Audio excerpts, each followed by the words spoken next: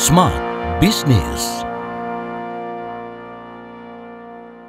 Podcast Smart Business kembali lagi bersama dengan Anda dan saya Daryl Adam masih bersama dengan Sis Eka Suryani. Ini adalah salah satu momentum di mana kreativitas kita diasah. Di episode yang sebelumnya kita bahas tentang how to create creativity ya. Jadi membuat sebuah kreativitas itu menjadi sebuah inovasi. Sis Eka ini menjabarkan secara detail. Bahkan beliau nggak sendirian. Ada tim khusus yang diperbantukan untuk bisa membuat suasana, momentum berharga Anda, putra-putri Anda itu tidak terlupakan ya dengan sisi kreatifnya. Nah, hari ini kita akan ajak Anda untuk mengetahui sisi lain dari sebuah bisnis yaitu tentang customer. Saya sapa dulu ada Sis Eka. Hai Sis, apa kabar? Halo. Ketemu lagi Pak Sehat. Daryl. Sehat. Bisnis masih lancar? Lancar. Oke, Sis Eka, episode kali ini kita akan bahas sisi lain tentang customer ya. Yes. Sosok customer itu kalau menurut Sis Eka itu per definisi bagaimana sih? Kalau menurut saya sosok customer itu adalah berkat ya. Tanpa customer kita bisnisnya nggak jalan gitu. Jadi itu ada sesuatu yang harus kita hargain karena dia udah kasih kepercayaan ke kita dan ya tinggal itu gimana kita menyikapi kepercayaan customer terhadap kita. Oke, kalau di arrange in order, kepercayaan customer itu seberapa penting buat seorang owner? Number one sih. Number one. Kenapa bisa begitu? Karena kita dari awal mulai Balloon For You juga gitu ya, kita itu gak ada marketing, gak ada iklan, gak ada apa. Jadi tuh the power of mouth to mouth gitu kan. Jadi ya bayangkan kalau gak ada kepercayaan customer, ya gimana kita bisa grow sampai sekarang gitu. Jadi itu menurut aku budget marketing yang 0 rupiah itu ya kepercayaan customer. Oke, saya jadi penasaran begini loh Sis Eka. Pertama kali mulai bisnis ini tuh kan trial error itu udah pasti ya. Sehingga ada satu cara yang dilakukan. Oh, ya udah konsepnya kayak gini deh. Pas ternyata customer juga oke. Tadi kan Sis Eka bilang word of mouth marketing saat itu masih bermain. Masih inget nggak konsep apa yang pertama kali dilakukan sebagai sebuah formula agar customer itu merasa, ih oke banget sih ini dekorasinya nih. Ntar kalau ada aku bilangin ke ini ya, suruh bikin di kamu ya. Nah, itu masih inget nggak momentum itu?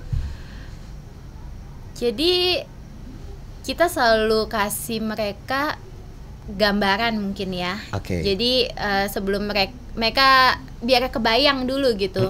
Mereka udah kebayang. Kita kayak kasih sketch gitu di awal gitu. Mereka udah kebayang. Terus warna balon juga kita fotoin sesuai warna realnya. Dan aku pesen ke tim juga. Walaupun itu foto belum jadi produknya, foto apapun yang dikirim ke customer itu fotonya nggak boleh blur, kameranya harus oke, bagus gitu. Jadi setiap impression yang didapat dari proses sampai akhir itu harus perfect gitu. Gitu. Jadi juga kita minta feedbacknya setelah itu customer, kalau ada kekurangan kita bisa perbaikin. Banyak secara persentase mungkin customer yang repeat order? Banyak. Dari umur 1 misalnya ulang tahun ya sampai umur 5 sampai umur 6 gitu, tiap tahun mereka pesen. Oke. Gitu. Ini customernya kan tadi kan beberapa episode yang lalu kita sempat bahas tentang B2C dan juga B2B ya. Kalau untuk yang B2B, corporate pasti. Corporate. Mereka lebih ribet nggak sih sebenarnya kalau untuk menentukan sebuah sisi kreativitas dari sisi customer ya kita melihatnya ya? Iya. Kalau dari saya kalau corporate itu lebih nggak lebih susah sih, lebih gampang justru. Yang lebih ribet yang B2C. Lebih ribet kayak B2C. Soalnya kalau B2B mereka udah ada ini ya, udah ada guideline-nya gitu kan. Logo harus gimana, warna harus gimana. Bahkan ada beberapa yang udah kasih konsepnya rapi, mood boardnya udah rapi gitu. Sedangkan kalau B2C itu kan ya benar-benar cuma based on ngomong aja gitu, belum ada visualnya sama sekali. Permasalahan apa kira-kira yang sampai dengan saat ini masih menjadi sebuah pertimbangan sukses dari sisi customer ya? Karena kan mungkin ketika balon ini di-create, oh kok tiba-tiba ada yang kualitasnya mungkin agak kurang. Karena kan di satu sisi kan tetap mengambil pihak ketiga untuk menggunakan balon ini sebagai konsumsi publik. Apa permasalahan yang sampai sekarang masih menjadi suka timbul ya? Pertimbangannya juga? Suka timbul itu pertama sifat balonnya sendiri itu memang namanya balon gampang pecah gitu. Tapi kita pakai yang kualitas premium. Walaupun begitu tetap bisa pecah gitu. Itu ada yang pertama. Yang kedua itu mungkin karena balon ini dibuatnya handmade gitu. Jadi mungkin dibikin sama satu dengan yang lain Terus dari durasi kadang ada buru-buru misalnya atau seperti apa. Nah, itu bisa memunculkan hasil yang mungkin kurang maksimal seperti itu gitu. Tapi tentunya yaitu kita selalu ada pelatihan internal juga ya. Jadi kita mau make sure siapapun yang bikin hasilnya harus sama lah gitu, kurang lebih seperti itu. Berarti gitu. Sudah ada template-nya ya? Sudah ada. Yang memang menjadi sebuah patokan ketika klien meminta dan mendapatkan hasil yang maksimal. Betul. Oke, kalau misalnya sebuah perusahaan Smart FM lah misalnya ya mempercayakan kerjasama dengan timnya Sis Eka, tiba-tiba kita minta jaminan nih, garansinya apa ya kalau misalnya balonnya tuh agak kempes atau ada yang meledak, itu tim gimana bawa stok-stokan produk ini agar bisa menimbulkan kenyamanan customer atau bagaimana? Kita kalau seandainya acara-acara event seperti itu kan kebanyakan balonnya balon bulat ya, itu sangat amat jauh relatif aman gitu. Kayak gitu.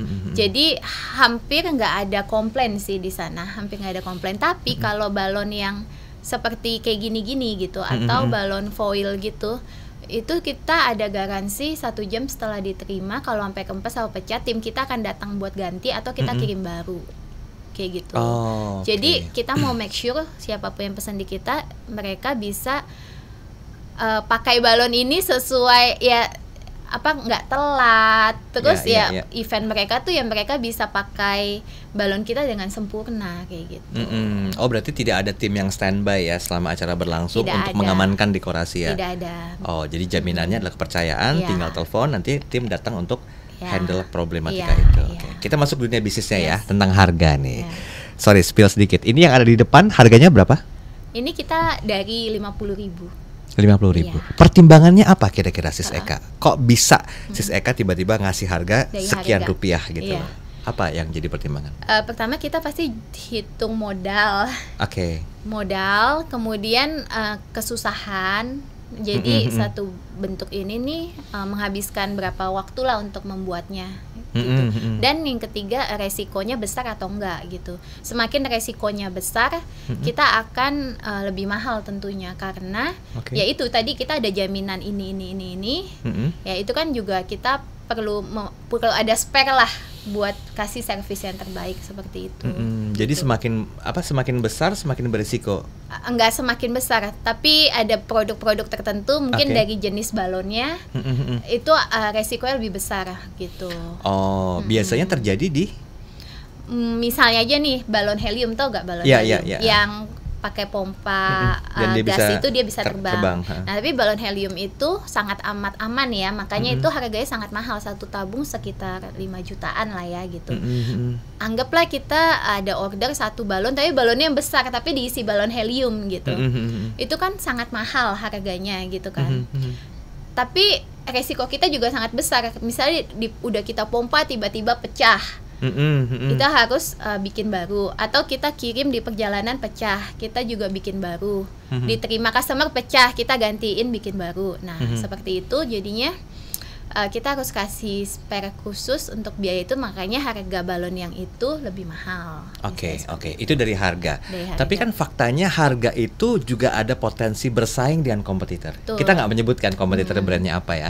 Setidaknya poin yang saya dapatkan adalah harga orang akan cari lebih murah. Kualitas maunya yang terbaik. Biasanya kan begitu kan. Dengan jaminan garansi yang ya selama acara berlangsung total garansinya diberikan. Sis Eka memandang kompetitor seperti apa sih, dan apa yang senantiasa Sis Eka lakukan bersama dengan tim agar betul-betul ada pembeda? Pakai produk saya aja deh, kualitasnya lebih oke, garansinya lebih bla bla bla segala macam, biasa bahasa marketing. Nah, bagaimana cara internal Sis Eka? Kalau kompetitor nggak bisa dihindari ya, pasti selalu ada. Apalagi yang jual lebih murah itu pasti selalu ada. Aku selalu bilang sama tim, kadang mereka juga down kayak, ini jualnya cuma segini gitu, kita jualnya kayak kemahalan deh kayak gitu kan. Ya aku paling semangatin mereka lagi, ingat kita itu ada servisnya kita kan ada servisnya kita kasih yang the best gitu. Kita mau servis kita konsisten. Kita mau usaha kita juga sustainable gitu. Kita juga mau grow gitu. Kalian kan juga mau grow kan gitu. Kalau yang kerja cuma aku sendiri, maybe ya mungkin aku bisa lah jual murah. Kita kan ada tim yang kita harus perhatikan juga gitu. Nah, that's why customer kita udah bayar sejumlah uang tersebut. Gimana kita bisa kasih yang terbaik. Jadi aku selalu push mereka untuk mereka kasih yang terbaik sehingga value-nya itu akan sesuai gitu dengan produk kita, dengan hasil yang diterima. Setidaknya ada bentuk konsep pelatihan ya untuk mempertahankan visi misi dari sebuah bentuk usaha ya. Oke, boleh pesan nggak ke smart listeners yang mungkin juga menjalani profesi atau usaha di bidang yang sama dengan yang dijalankan sama Sis Eka? Apa yang perlu diperhatikan ketika kita bicara masalah customer, tentang harga dan juga kualitas dari produk? Silakan. Buat teman-teman semua yang sama-sama di bidang balon dekorasi, kebetulan banyak banget karena kita punya satu komunitas bareng namanya Selonia, Seniman Balon Indonesia gitu. Ya aku coba pesan kita kasihlah yang terbaik kreativitas kita tanpa perang harga, karena kita harus menghargai selain modal bahan baku, waktu, kreativitas kita. Kalau kita mau bigger, kita nanti punya tim, kita harus ada operasional, ada sewa tempat mungkin, ada kita juga, tim kita pasti mau berkembang juga. Nah, karena itu kita harus hitung, kita juga harus menjagalah industri kita supaya harganya tetap bagus. Oke, itu yang mau disampaikan. Yes. Pertanyaan terakhir, bagaimana menyeimbangkan antara customer yang sering mengaku customer kan adalah raja. Nah, ini bagaimana kira-kira hal atau tips yang mau disampaikan dengan statement itu? Yang pasti kita harus selalu sabar sih. Customer tuh emang macem-macem ya. Kalau mereka pun udah high tone atau bagaimana atau ngotot gitu, yang pasti kita tetap kasih pengertian dengan sabar, dengan sopan. Tapi kita juga punya batasan-batasan gitu. Jadi kalau memang dirasa kita udah nggak bisa handle, kita udah nggak bisa, ya kita bilang dengan baik-baik gitu. Jadi aku juga bilang sama mereka, kita ini bukan di bawah customer gitu dalam hal discuss atau apa. Justru kita adalah partner, gimana kita mau menyukseskan event mereka juga gitu. Jadi kalian tuh sama berharganya juga dengan customer kayak gitu. Oke, baiklah. Ini statement terakhir menyatakan sebuah simbiosis mutualis ya dari ekosistem customer dan juga produk. Dalam artian kenapa kok harus ada keseimbangan. Walaupun memang customer itu adalah raja, tapi seperti yang disampaikan oleh Sis Eka, bukan berarti kita berada di bawah dari customer. Seimbangkanlah agar semua hal yang berhubungan dengan keinginan dari customer, cuan yang didapatkan oleh si pemilik bisnis itu bisa dengan maksimal. Terima kasih, kita ketemu lagi di edisi berikutnya, sampai jumpa. Smart Business, lead you better.